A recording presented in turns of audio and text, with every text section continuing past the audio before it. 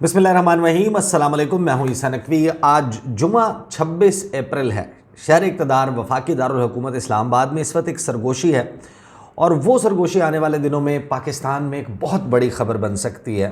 और सरगोशी है भी ऐसी जो पाकिस्तान तहरीक इंसाफ के लिए एक बहुत बड़ी खुशखबरी होगी और दावा ये किया जा रहा है कि बहुत जल्द होगी। जो लोग शहर इक़्तिदार से वाकिफ़ हैं उनको मालूम है कि जिस वक्त शहर इक़्तिदार में सूरज जो है वो तुलू होता है तो उसकी किरणें सबसे पहले जाकर मारगला पहाड़ियों पर पड़ती हैं और वहीं मारगला पहाड़ियों के साए में पार्लियामेंट हाउस इस्लामाबाद के बिल्कुल सामने एक इमारत है, उसको कहते हैं पार्लियामेंट लॉजेस इस्लामाबाद। वहाँ के मखसूस मकीन जो हैं वो बेचैन है इस वक्त। इंतज़ार की घड़ियाँ शुरू हैं। इस वक्त पाकिस्तान तहरीक इंसाफ का सबसे बड़ा मसला क्या है?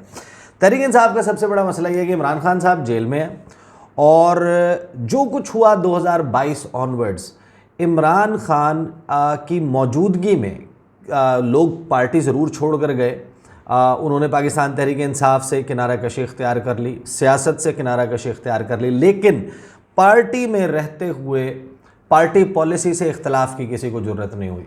और पार्टी में रहते हुए पाकिस्तान तहरीक इंसाफ में इमरान खान साहब जो है वो फाइनल अथॉरिटी समझे जाते थे, तो उनकी बातों से, उनके फ़ैसलों से कोई इनकार नहीं करता था। जो करता था फिर वो उसका पार्टी में फ्यूचर कोई नहीं था।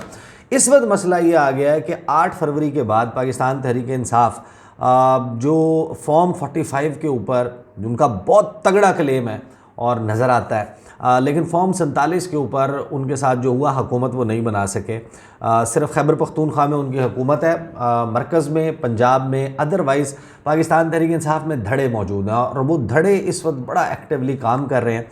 पंजाब वालों को शिकवा है कि तमाम ओहदे जो हैं वो उठाकर खैबर पख्तूनख्वा ने बांट लिए।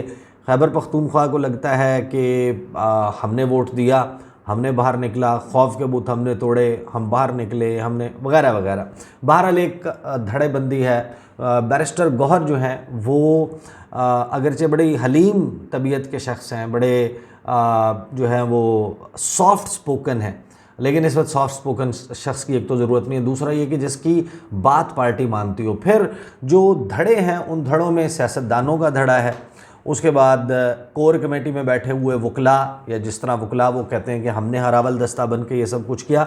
तो बहरहाल पाकिस्तान तहरीक इंसाफ में इस वक्त एक ऐसी शख्सियत की कमी है जो इनको यकजा कर सके। अब इनको यकजा इमरान खान कर सकते हैं, क्या इमरान खान के अलावा भी कोई कर सकता है? और ये जो डेवलपमेंट है ये किस मंजरनामे में हो रही है? आपको याद होगा कि चंद रोज़ पहले, बल्कि तकरीबन हफ्ता डेढ़ हफ्ता पहले, इमरान खान साहब ने बैक टू बैक 2 मरतबा मीडिया से गुफ्तगू की अडयाला जेल में, और जिस वक्त वो रिपोर्ट हुई उन्होंने डायरेक्टली पाकिस्तान के आर्मी चीफ़ का नाम लेकर एक मरतबा फिर ताबड़तोड़ तनकीद का सिलसिला शुरू किया। वो जो बातें कह रहे थे उससे आफ्टरवर्ड्स डेवलपमेंट क्या हुई कि अडयाला जेल में पहले तो पता चला कि शीशा जो है उसकी स्क्रीन लगा दी गई, दीवार जो है उसकी ऊंची कर दी गई 8-9 फुट, और जो कमरा अदालत है उसका मंजरनामा तब्दील हो गया। उसके बाद ये कहा गया कि जो खान साहब से मिलने के लिए भी लोग जाते हैं वो उसी के आगे पीछे जो है वो बैठकर मुलाकात होगी, और कमरा अदालत में किसी भी रिपोर्टर को गुफ्तगू करने की इजाज़त नहीं है कि वो इमरान खान से या शाह महमूद कुरैशी से या किसी और से, जो भी मुल्ज़मान जब पेश होते हैं उनके साथ गुफ्तगू कर सके, उनसे सवाल जवाब कर सके। उस वक्त तक तो इमरान खान अपने बयानात के ज़रिए बहुत सारे मामलात जो हैं उनको हैंडल भी कर रहे थे, पार्टी को भी एड्रेस कर देते थे, वर्कर को भी एड्रेस कर देते थे। उसके बाद क्या हुआ कि जब ये उन्होंने तवातर के साथ 2 मरतबा back to back army chief को नाम लेकर तनकीद का निशाना बनाया, फिर ये SOP भी आ गया कि कुछ रिपोर्ट नहीं किया जा सकता।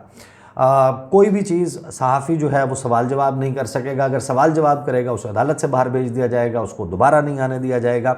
और फिर गुज़श्ता रोज़ जो है एक फ़ैसला आया अदालत की तरफ से कि मैं उसकी ख़बर आपको बता देता हूँ। ख़बर ये आई कि अदालत ने बानी PTI बुशरा बीबी दोनों को रियासती इदारों के ख़िलाफ़ बयानबाजी से रोक दिया। इस्लामाबाद की एहतसाब अदालत ने बानी PTI और उनकी अहलिया बुशरा बीबी को रियासती इदारों उनके अफसरान के ख़िलाफ़ बयानबाजी से रोक दिया है। बानी पाकिस्तान तहरीक इंसाफ की फेयर ट्रायल की दरख्वास्त पर एहतसाब अदालत के जज नासिर जावेद राना ने बड़ा हुक्म जारी कर दिया।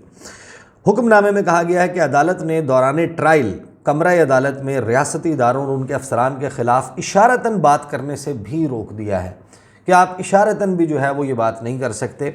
जो हुक्मनामा है उसके मुताबिक इल्ज़ाम है कि बानी पीटीआई ने रियासती इदारों की काबिल इज़्ज़त शख्सियत के ख़िलाफ़ सियासी इश्तियाल अंगेज़ मुतासिबाना बयानात दिए। ऐसे बयानात इंसाफ की फराहमी के अमल में भी रुकावट का सबब बनते हैं। कोर्ट डेकोरम और फेयर ट्रायल के तकाज़ों का ख्याल रखना अदालत की ज़िम्मेदारी है। फिर हुक्मनामे में ये कहा गया कि जेल हुक्काम जेल अदालत को ईद से पहले की पोजीशन पर बहाल करें। मुल्ज़िमान रियासती इदारों और उनके अफसरान के हवाले से इशारे भी सियासी इश्तियाल अंगेज़ मुतासिबाना बयानात नहीं देंगे। यानी वो शीशा और वो चीज़ें जो हैं वो तो उतर जाएंगी, वो ख़त्म हो जाएंगी, लेकिन बयानबाजी जो है वो अब नहीं की जा सकेगी। फिर हुक्मनामे में ये बताया गया कि ट्रायल की अदालती कार्रवाई के दरमियान मुल्ज़िमान के बयानात मीडिया रिपोर्ट नहीं करेगा। प्रोसिक्यूशन मुल्ज़िमान और उनके वकला दौरान समाअत इश्तियाल अंगेज़ सियासी मुतासिबाना बयानात नहीं देंगे जो कोर्ट डेकोरम मजरूह करें। फैमिली मेम्बर्स और दूसरे वकला जो कोर्ट में मौजूद होते हैं वो भी ऐसी बयानबाजी नहीं करेंगे। फिर हुक्मनामे में मज़ीद कहा गया कि मीडिया सियासी इश्तियाल अंगेज़ बयानिए जो रियासती इदारों और उनके ऑफिशल्स को टारगेट करते हों वो शाया करने से भी परहेज़ करे। ये ऑर्डर पैमरा गाइडलाइन के साथ मशरूत है जिसके तहत ज़ेर इल्तवा केसेस पर बात करना ममनू है। पैमरा कोड ऑफ कंडक्ट के मुताबिक मुल्ज़िम का सियासी बयान लीगल रिपोर्टिंग में नहीं आता। अब ये जब फैसला आ गया तो इसका मतलब यह है कि अब मंजरनामा हमारे सामने और जिसमें ये दावे कुछ जो हैं वो पाकिस्तान तहरीक इंसाफ के लोग कर रहे हैं कि गालिबन अब इस सारे माहौल में तहरीक इंसाफ ने और इमरान खान ने एक और बहुत लंबी इनिंग्स खेलने के लिए जहनी तौर पर ख़ुद को तैयार कर लिया है।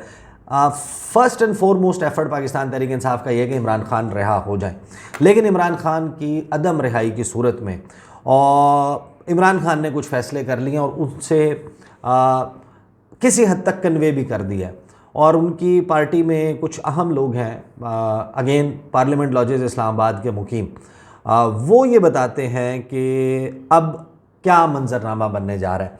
एक तो ये कि पाकिस्तान तहरीक इंसाफ ने एहतजाज की कॉल दे दी। आज वो एहतजाज जिस वक्त अभी वीडियो देख रहे होंगे वो एहतजाज हो रहा होगा, अच्छा हो रहा होगा, बुरा हो रहा होगा, यानी कि प्रेजेंस होगी नहीं होगी, उनके खिलाफ क्रैक डाउन हो रहा होगा, ये उस वक्त अनफोल्ड हो रही होगी डेवलपमेंट।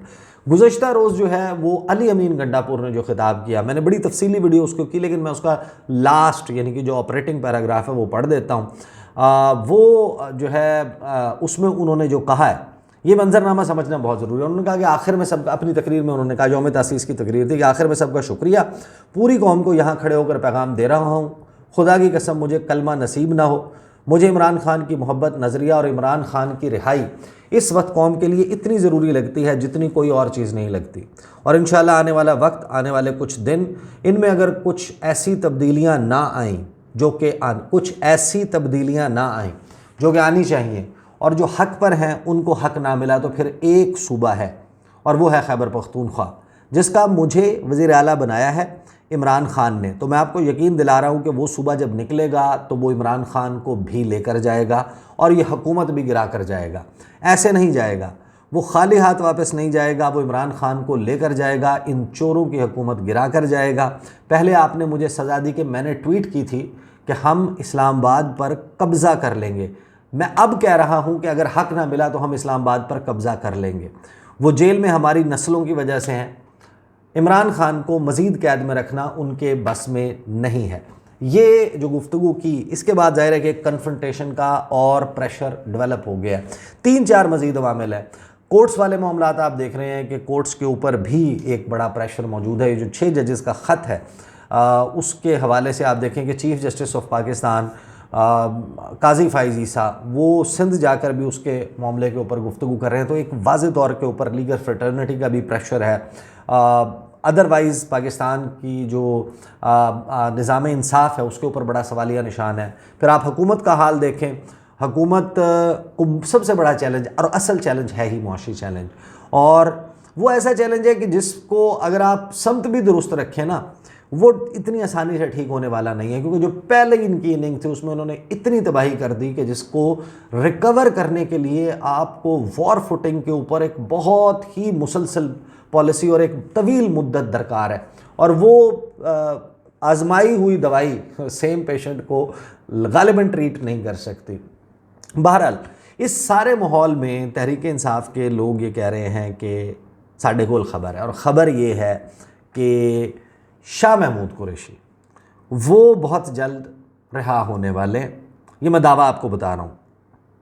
वो कहते हैं कि शाह महमूद कुरैशी रिहा होने वाले हैं, साइफ़र केस का फ़ैसला आ जाएगा, इमरान खान रिहा नहीं होंगे।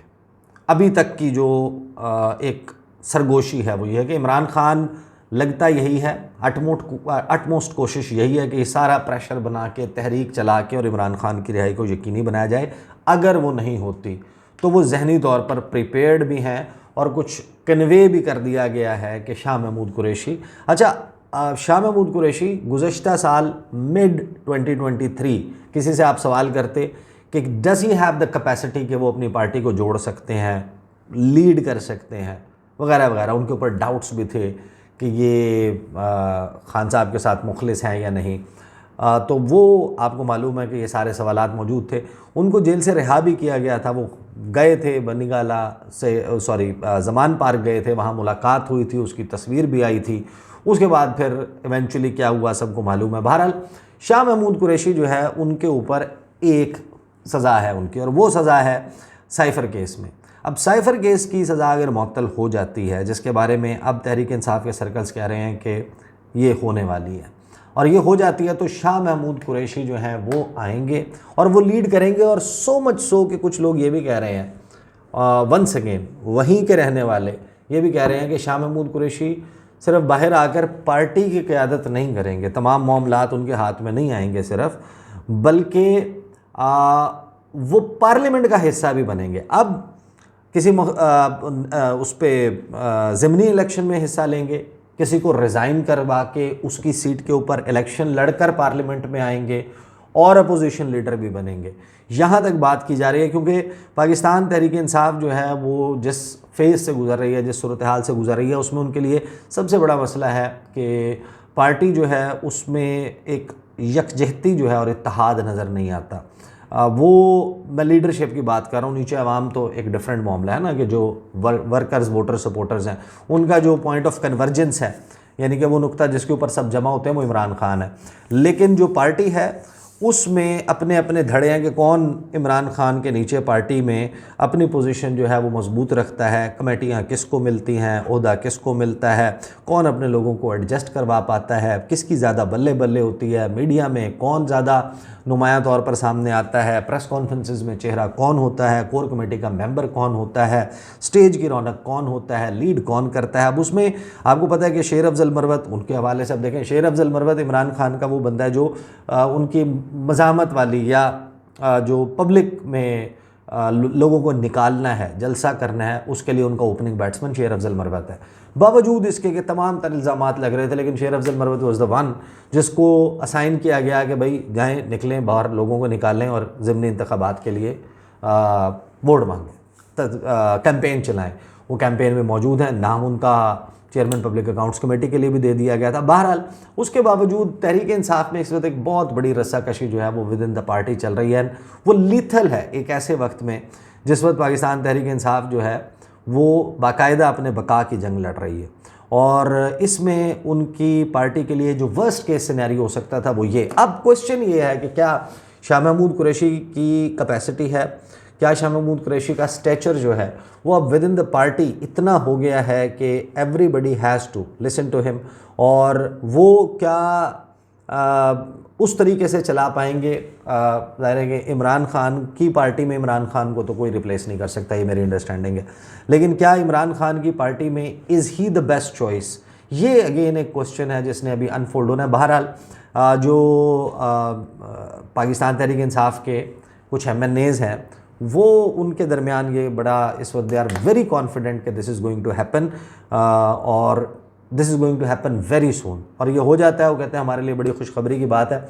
इमरान खान जो है वो उन्होंने अब इस सारे मामले में उनके पास दी अदर वे आउट जो वो था वो कि वो सरेंडर कर जाते, वो डील कर लेते, वो अपने मौक़िफ़ से पीछे हट जाते। एक उन्होंने हाँ करनी है और मामलात तहरीक इंसाफ के लिए बेहतर हो जाने। लेकिन ये जो पिछले 1.5 हफ्ते 2 हफ्ते में उन्होंने दोबारा से एक मरतबा फिर तनकीद की, फिर ये सारी डेवलपमेंट्स हुई, उससे लगता ये है कि खान साहब जो हैं वो कहते हैं कि बाहर शायद ना आ पाएँ, उनको उस वक्त तक साइफ़र केस की सज़ा की सस्पेंशन और उसकी सूरत में उनकी कन्विक्शन और किसी केस में हो जाए, केस तो ढेर सारे हैं, लेकिन शाह महमूद कुरैशी वो बाहर आ जाएंगे और फिर शाह महमूद कुरैशी मोस्ट प्रोबेबली वो लीड करेंगे, पार्लिमानी रोल में आते हैं नहीं आते, अपोजिशन लीडर बन जाते हैं नहीं बनते, that again is a question, but political background होने के नाते और ये जो जेल का वक्त गुजारा है, इसके बाद लगता ही है कि वो तहरीक इंसाफ में कम से कम ये जो वाज़ेह टूट फूट है इसको रोक पाएंगे और लोगों को मोबिलाइज़ करना, इकट्ठा रखना